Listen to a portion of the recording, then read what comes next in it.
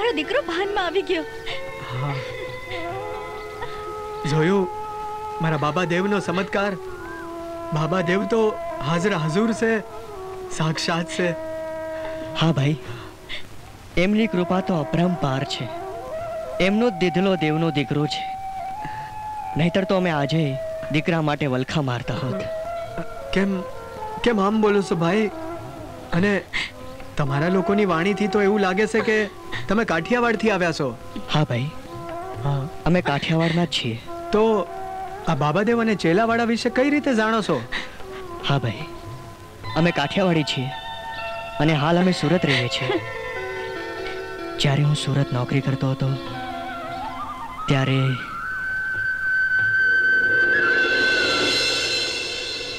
હા, કાંઈ વાંધો નહીં બોસ, કાંઈ વાંધો નહીં. કામ પ્રોસેસમાં જ છે, જલ્દી થઈ જશે. કાંઈ વાંધો નહીં. ઓકે. હા, હાય, કેમ છે તું? હા, આવીશ ને. નો પ્રોબ્લેમ. હા હા, વાંધો નહીં. તું આવવાની છે?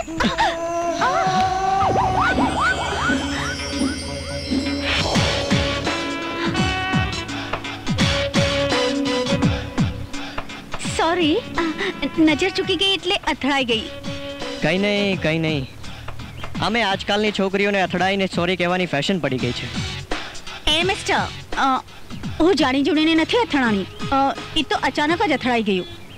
તો હવે સાંભળો, હવે પછી ક્યારેય નહીં અથડાતા, નહીં તો સોરીથી કામ નહીં ચાલે, સમજ્યા?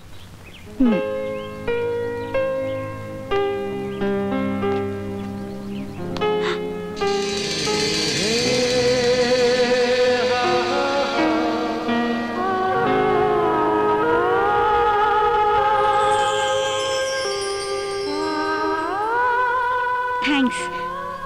પણ તમને કંઈ વાગ્યું તો નથી ને? હમણાં તો ક્યાંય નથી વાગ્યું, અને લાગે છે પછી ખબર પડશે. અમે ઘણીવાર પાછળથી પણ વાગતું હોય છે. એ બધું છોડો. તમારું નામ શું છે અને તમે શું કરો છો? મારું નામ જીતેન્દ્ર છે અને લોકો મને પ્રેમથી જીતુ કહીને પણ બોલાવે છે. હું આ શોરૂમમાં એજન્ટ છું અને બધા બહારના કામ સંભાળું છું. અરે, હું પણ આ શોરૂમમાં આજે જ નોકરીએ લાગી છું. અને મારું નામ મનીષા છે. તમે કાઠિયાવાડી લાગો છો. ક્યાંના છો? હું રાજકોટની છું. એમ? અહીંયા પગાર સારો મળે છે ને, એટલે હું મારા કાકાને ઘરે રહીને અહીં નોકરી કરું છું. અરે, હું પણ ભાવનગર નજીક રતનપુર ગામનો જ છું અને સામે જ રહું છું. જો સમય હોય તો આવજો ને. હા, અહીંયા સામે રહો છો ને? હા, તો હું જરૂર આવીશ. અને હા, હવે પછી અથડાતા નહીં, પણ મળવા આવજો. ચોક્કસ આવીશ. હા મનીષા, કેમ છે? હું મજામાં છું. તમે કેમ છો? ખબર નહીં, કંઈક બેચેની જેવું લાગે છે. કેમ? શું થયું? તબિયત સારી નથી? તબિયત તો સારી છે, પણ જ્યારથી તમને જોયા છે ને ત્યારથી કંઈ મન જ નથી લાગતું.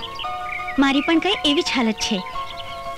કામ કરતા કરતા ક્યાં ખોવાઈ જાઉં છું, કાંઈ ખબર જ નથી પડતી. તો સારું, આવતીકાલે રજાનો દિવસ છે, આપણે કંઈક બહાર જવાનો પ્રોગ્રામ કરીએ. સારું.